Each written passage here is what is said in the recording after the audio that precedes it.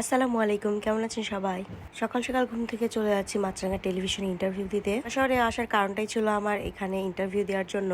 মাছরাঙা television থেকে তারা গাড়ি পাঠিয়েছিল সকাল ৮টার দিকে, আমি যেখানে থাকবো সেখানে। আর আমি একটু অসুস্থ ছিলাম, প্রোগ্রামটা ভালোভাবে করতে পারবো কিনা সেটা ভয় পাচ্ছিলাম। এরপরে ড্রেসিং রুমে আমি আমার শাড়িটা পরে নিই। ভেবেছিলাম তারা হয়তো শাড়িটা পরিয়ে দিবে, তো পরে আমাকে বললো যে আপনি ড্রেসিং রুম থেকে শাড়িটা পরে আসেন। যেহেতু আমি শাড়িটা পরতে পারি, তো প্যারা না নিয়ে পরে চলে আসলাম।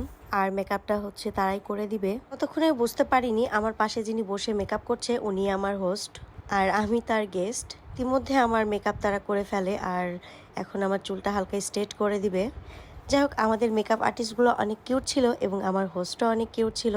আমার সাজুগুজু করতে বেশি সময় লাগে নাই, তারা খুবই সিম্পল মেকআপ করে দেয়, এটা আমার খুব ভালো লেগেছে। মেকআপ শেষে এখন আমাদের রেকর্ডিং স্টুডিওতে চলে যাব আর সেখানে আমার স্ট্রাগল স্টোরি তারা আবারও শুনবে এবং আপনাদের শোনাবো। আমি অনেক কিছু গুছিয়ে নিয়ে গেছিলাম কথা, কিন্তু সেখানে গিয়ে গুছিয়ে কথা বলতে পারিনি। আসলে সবাই তো আর টিভির সামনে গিয়ে কথা বলতে পারে না, আমারও সেরকম কোনো অভিজ্ঞতা নাই। এখানে আমার পাস্টের কথা শেয়ার করতে বলা হয়েছিল, বলতে চাচ্ছিলাম না, তারপরে বলে ফেলেছি। আসলে আমরা পাস্টকে ভুলতে চাই, কিন্তু পাস্ট আমাদের ভুলতে দেয় না।